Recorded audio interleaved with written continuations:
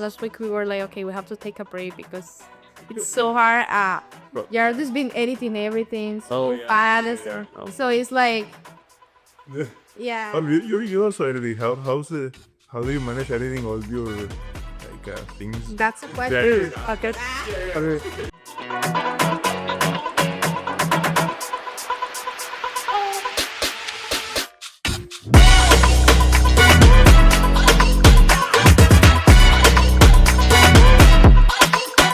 He's Darren. Welcome to Creating with Purpose. And I also know you collab with many directors. So how does that work? That directing and that director and editor relationship? Well, to be honest, like I do work with a lot of directors, and like it's kind of cool because like a lot of directors have their own like unique and different styles, and like the way I sort of see it is like I like to adapt like around their style. So like I could work with someone that's very picky with how they want something edited, or I could work with someone very lenient. And to be honest, from there, I was kind of like both ways. I'll come up with a cut and see if they enjoy it. If they do, great. But if they don't, then obviously that's a discussion that we're gonna have even further and how we can refine it even more. And yeah, we just go through that process of just going through like through every draft. There's like a list of notes that we can work through, and yeah, we get to like a desired product that like we're both pretty happy with. You have now your production company. I did. So congrats. Thank you. Could you tell us a little bit about how was it born? Yeah, sure. So Pay Attention Productions. It was purely born because like obviously like when I was in school, like my name is on a lot of things, but like I also like didn't want to be just known as like Darren Khommanivong. So I was like, I kind of just want to like build a title for myself. So I thought I'd Pay Attention Productions. I went through very different name changes. I went through like I think like 15 different names before I landed on Pay Attention. It was kind of crazy. But then Okay, actually, you made the Uniquely Exquisite Death of a Vogue. Sorry for my accent. no, it's okay. It's okay. So wow, I saw it. What an amazing film! Like, what's the story behind it? Honestly, the Uniquely Exquisite Death of Vogue was my thesis film, which was like my very first actual big thing I directed when I was in Toronto Film School. So very proud of it, but it was also like the biggest experiment for me. Because for me, I made it because I grew up watching these like old murder mystery films with like my older brother, and they were always in like the 4:3 aspect. They were sometimes black and white.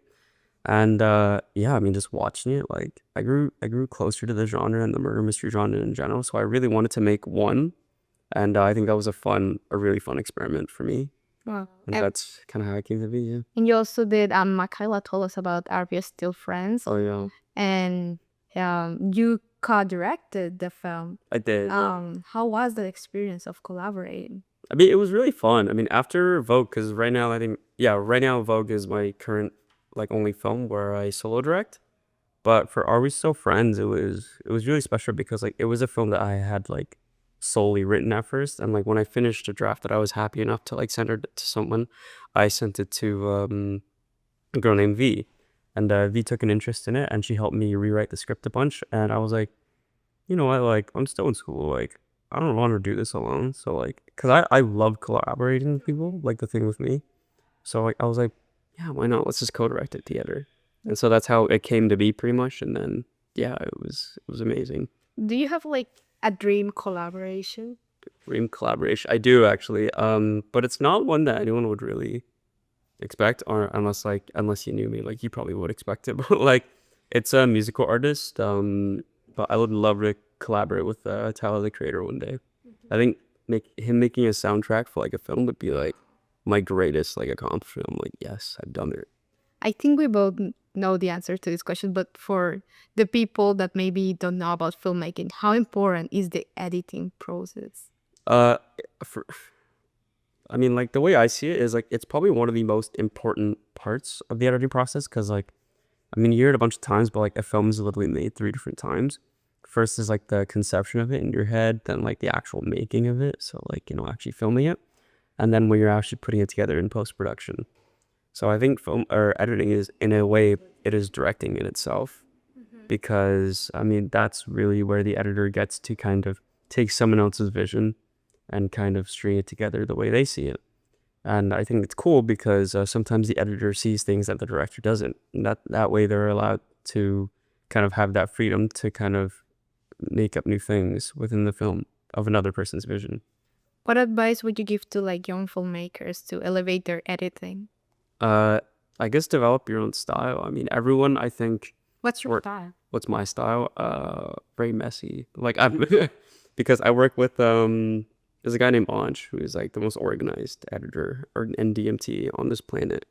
And I swear, like he has like folders for like everything, and it's really neat and it's really organized, and he can like work off it really well, which is great.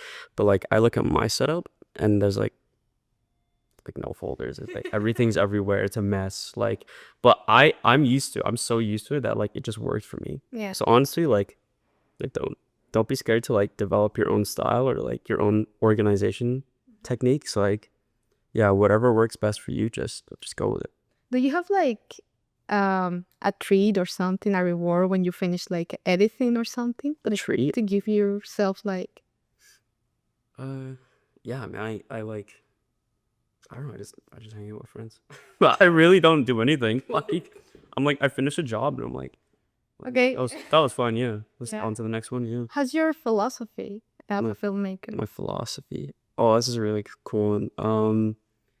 My philosophy as a filmmaker is to, I guess, know your self-worth. Because for me, I always have like trouble, like kind of like, I always say to myself, like, oh man, the things that I can do, like anyone else can do, you know, like what I do isn't really that special. But that's not really the case for like editors or like anyone in this industry, really. I think everyone has their own unique set of talents that people will always reach out to you for, and that's the reason why people are reaching out to you, because you're good at those things. I mean, if you weren't good at those things, then no one would reach out to you to do those things.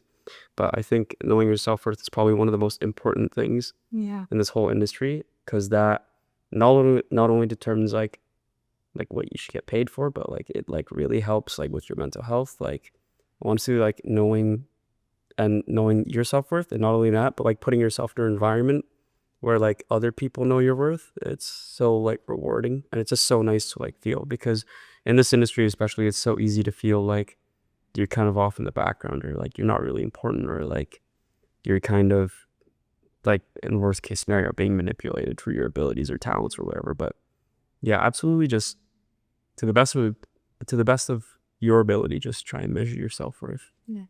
When do you know when a cut is right, like when it's finished?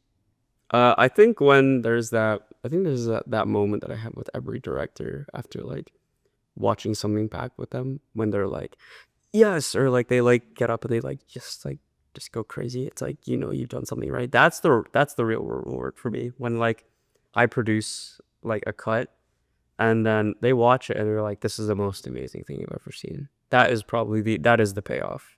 Do you have a signature as an editor? Or as a filmmaker in general? Well, if I'm directing or writing, I like to break the fourth wall a lot. So like I like it when my characters like spike the camera. I don't know why. It's just something I do. I just think it's also really like funny, and it's probably something I'm gonna do in every film I make, because I've done it in every film so far. So I'm just gonna keep going with it because I think it's funny.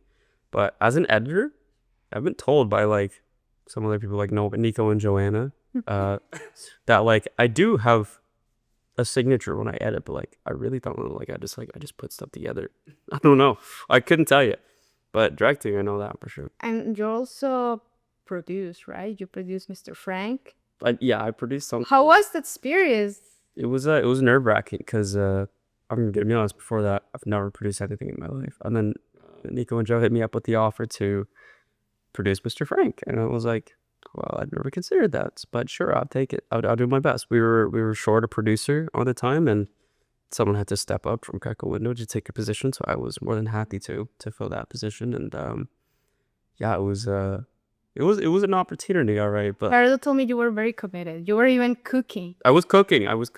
So like I don't even know how many meals I cooked, but like I know they weren't very good. That's right. That's for sure. Yeah, no, it was a crazy challenge, because we stayed up there for like 4 nights. It was like 20 people, and that's like breakfast, lunch, and dinner. 20 people in a house. Yeah, 20 people in a house. 5 days. Yeah, I think it was 4. Right? 4 days. Yeah, 4 days. 4 days total, and it was crazy because it was like, I'm good when I'm cooking for like 5 people. I think I'm pretty confident, but like 20 people, I'm like, Oh man, I'm a bit out of my depth. Damn. Yeah. And well, I know there are many like conceptions about like indie films and big films, but what do you think it's something about that indie filmmaking allows that maybe big productions don't? Oh, indie filmmaking. Cool. So yeah, I mean, like, if you look at today's movies, like big productions are only really putting out movies or making numbers on big studios. Like honestly, like I mean, obviously Marvel is gonna keep doing numbers until the test of time, and then unless you get like a actual like 1 in a million film like Sinners, like is probably the last recent one that I can think of that actually like competed against like a box office giant like Marvel, because Sinners did absolutely insane, and it was like an original concept.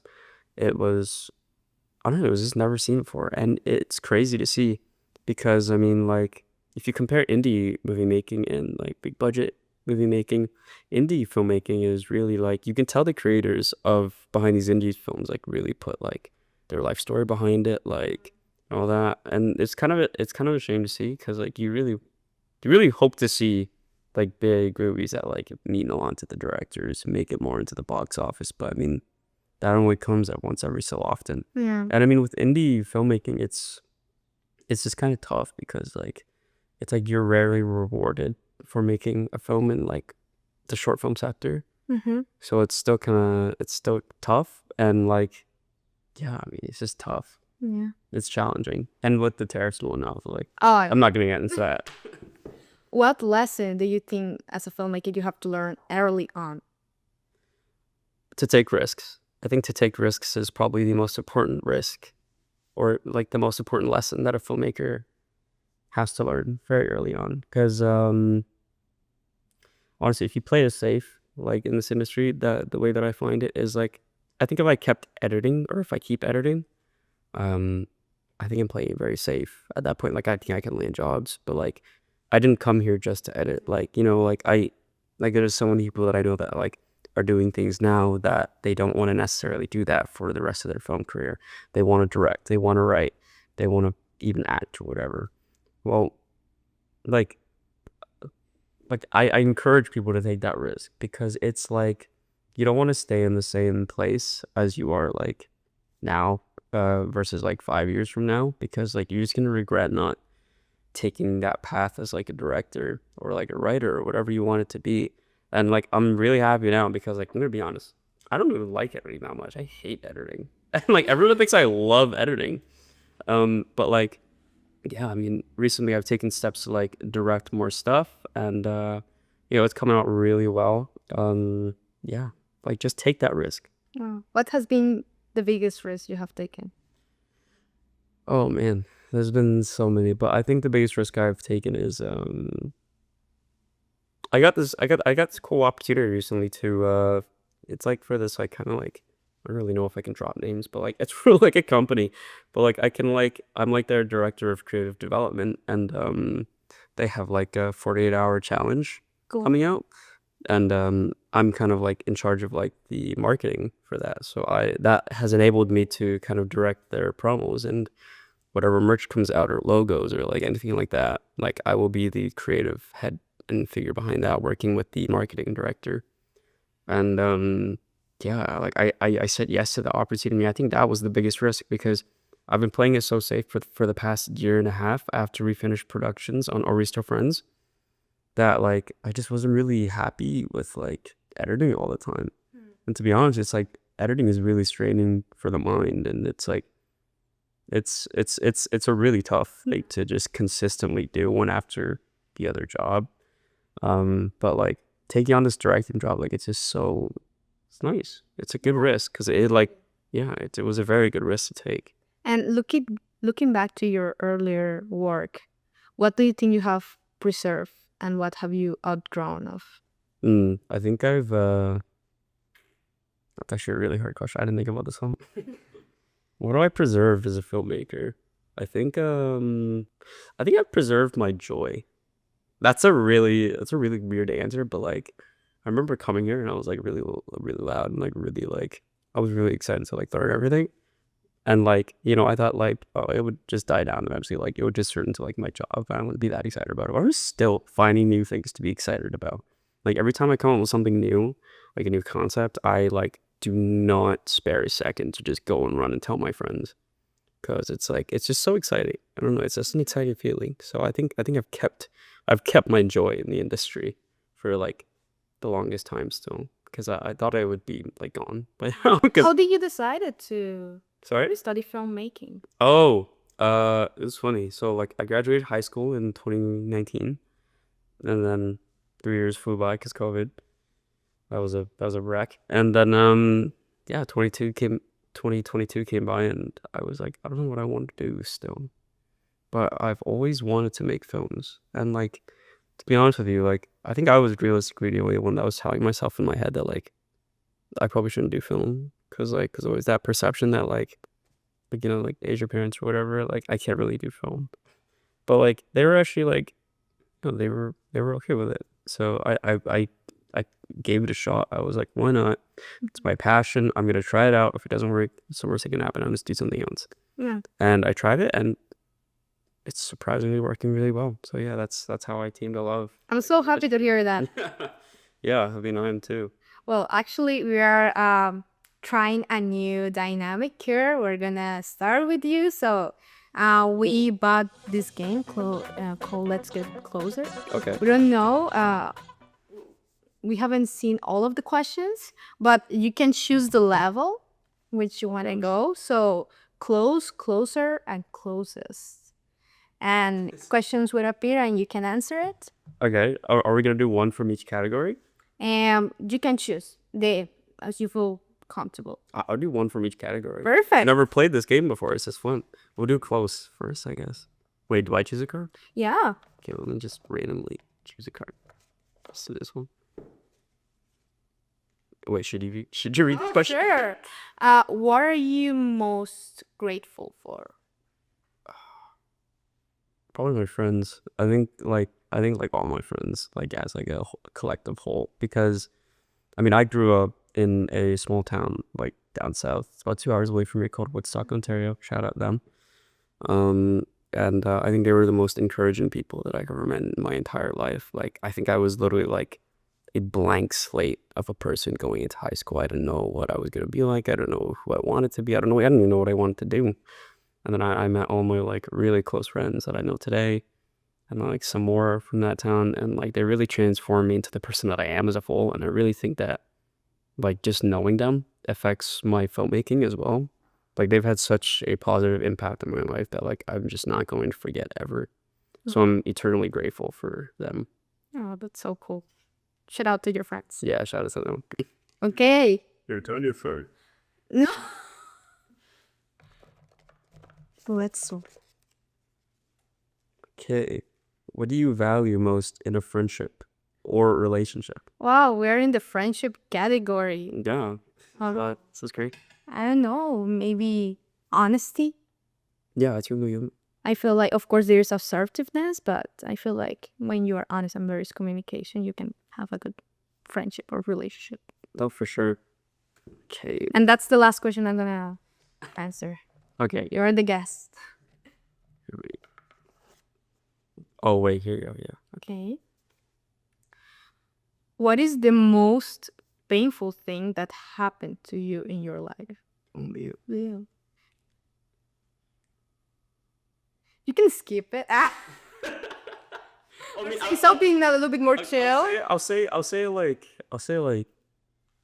the most painful thing that happened to me in my life. Okay, I'll say something from like a film standpoint, like something that happened at like media or something. I was really, I don't know why, I was really shook when like, cause I grew up watching a lot of YouTube. I was like I was a Minecraft kid. So like I watched like Rooster Teeth and Achievement Hunter and all them, if you know them. They're like a YouTube channel, like they used to play games and like do a bunch of other stuff. But like on the same day, the creator of Dragon Ball Z and like Dragon Ball, like Akira Toriyama, like of like the anime and manga and everything, and like the company Rooster Teeth shut down on the same day.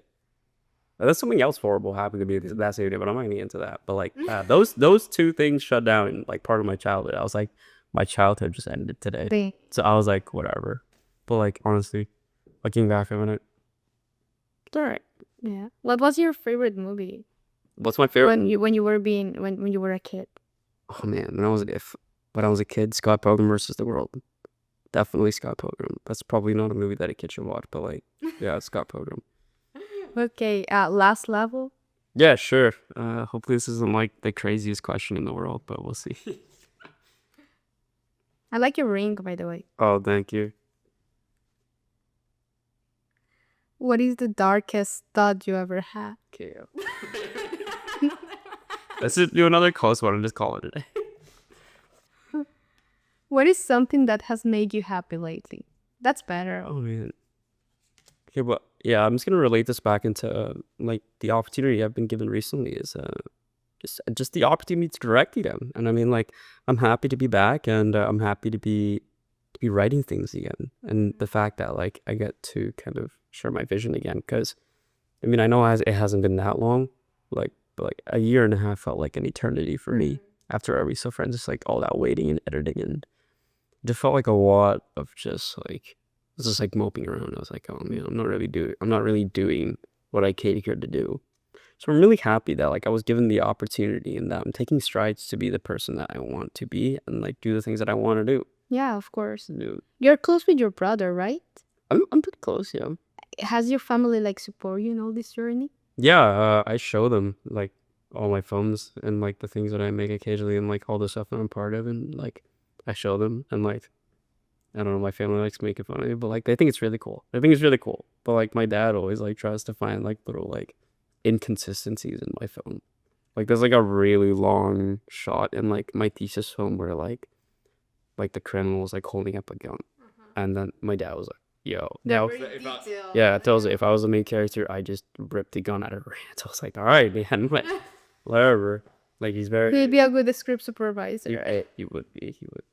Okay, well, thank you so much for coming here. Thanks for having We me. really appreciate it. Thank you so much. Where can we find you? Your social media? Yeah, my Instagram is Darren Khommanivong, and then my other Instagram is PAYATTN Productions. But yeah, that's about it. Okay, thank you so much.